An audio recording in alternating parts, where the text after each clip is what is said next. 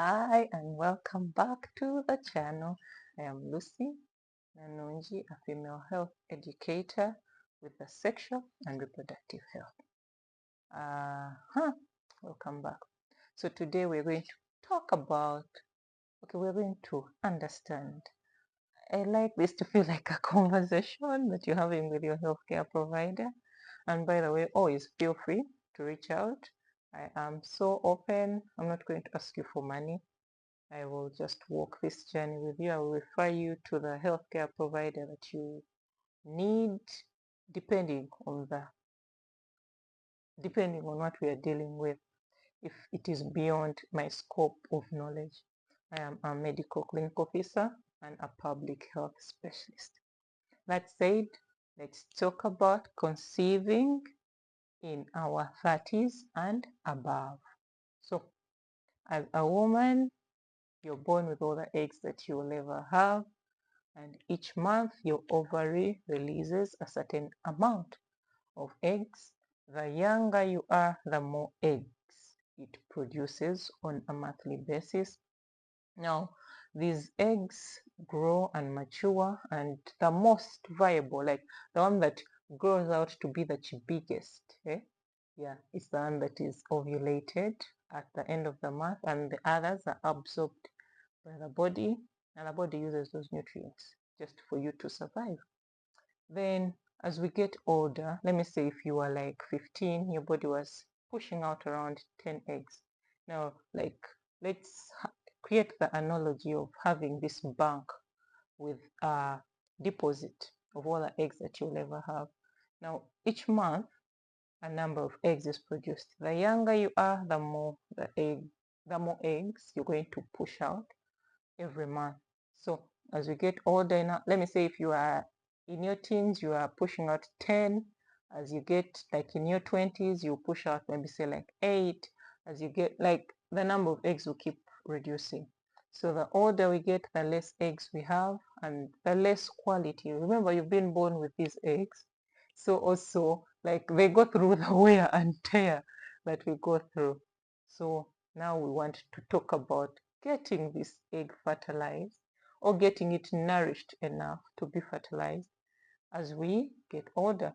Because now in our generation, we have the option, like we are educated, we have so many options of contraceptive for different reasons. Maybe you want to pursue your career. Maybe you have just not met the right person. Maybe it is by choice. Like you are choosing to delay this because you're pursuing a certain goal, or sometimes it's just something that has happened, like you're just not conceiving, you don't know why. In the Christian perspective, you might say maybe there is a stronghold that's holding you or something, but we would like to understand, how do we prepare to conceive in a later age? To be specific, 30 years and above. So when we are planning this journey, we would like you as a lady to prepare yourself both physically and emotionally. So we're going to focus more on the physical part, though also the emotional part is really, really crucial. So talking about the physical part, we are going to consider preconception checkups, preconception health checkups. So what is involved in this? There are two major things that are involved in this. One, they will check your genes for mutations. Yes, it is done here in the country, Uganda. And the second thing is it's going to be like a general body checkup. You'll be screened for things like diabetes, for reproductive anomalies that could occur as we get older, or just with the different exposures that we are being exposed to in our current day today. Yeah, so you'll be checked for diabetes, hypertension, then you can be screened for things like sickle cell disease and also for blood incompatibilities. Now, blood incompatibilities, there's a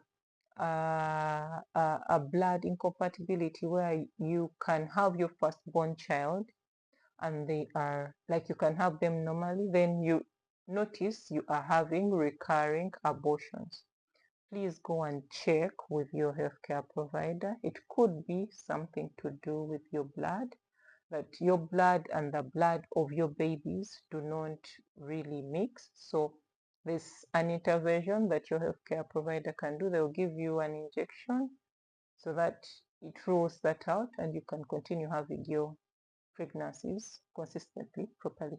Yeah, so that out of the way, the sickle cell, then the blood incompatibilities.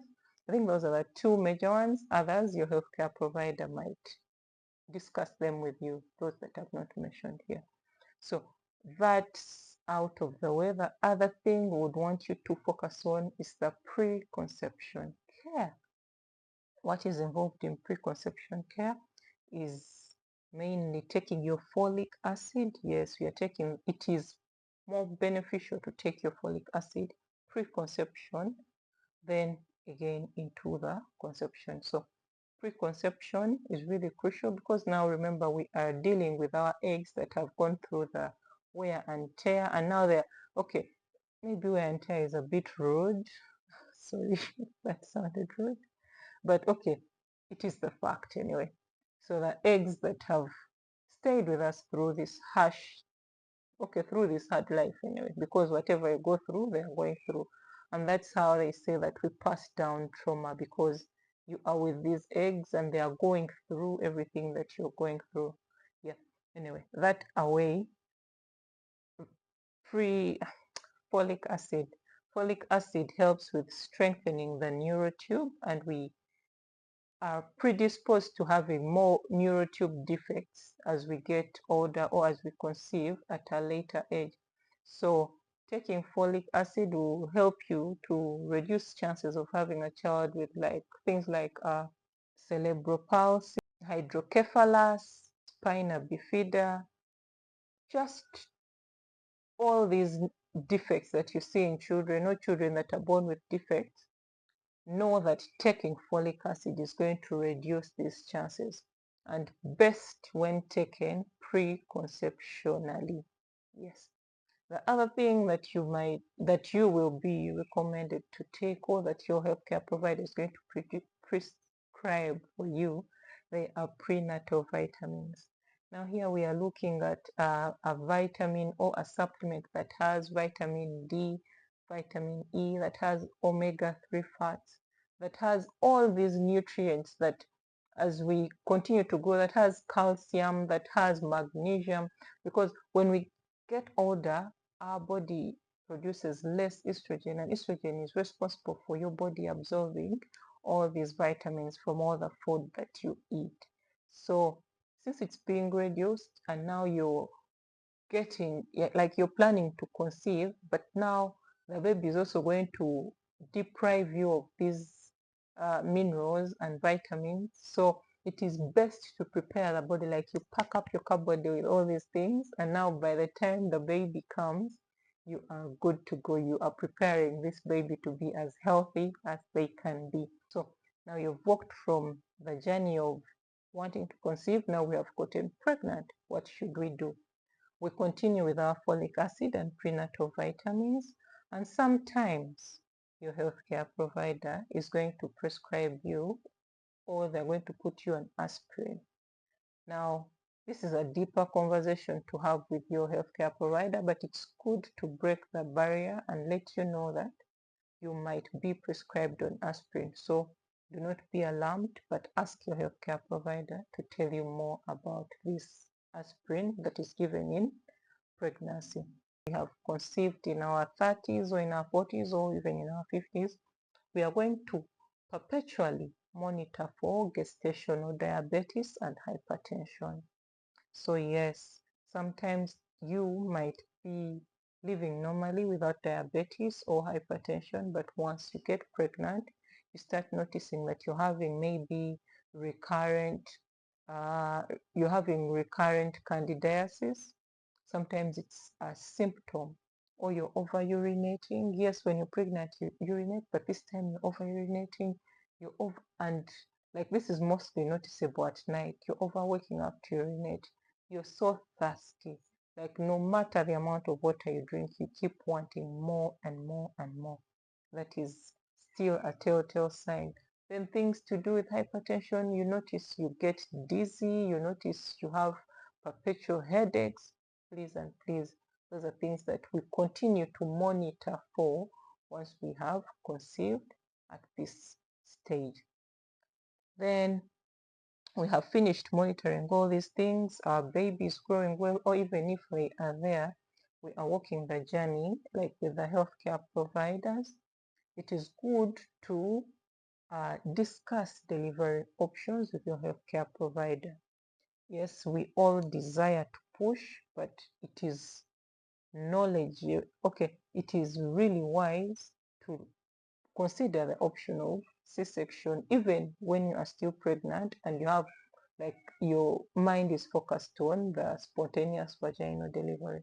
It is best that you have the knowledge on the C-section or how is it done or what procedures do you go through, so that your brain, like your brain is prepared for what if it comes up as an emergency option.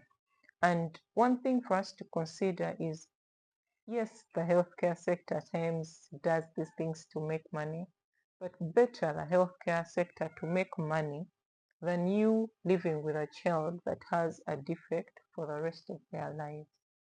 So once you, this is like a stray bullet, it's just coming in.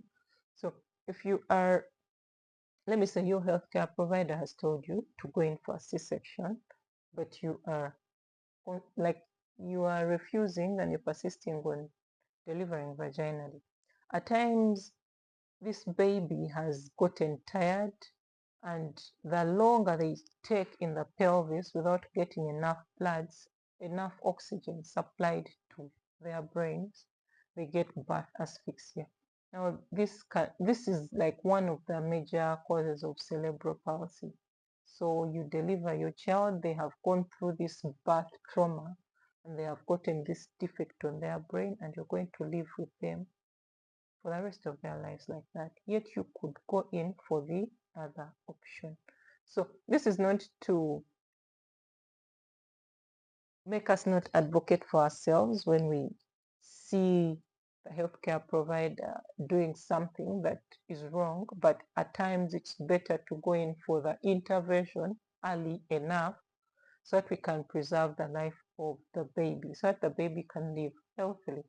These days, the C-section, fine, you get the side effects of it, but it's not as bad as it was before. It's not as bad, but it can help you to save the life or improve the quality of the life that your baby is going to have whilst they are on the world, on this earth.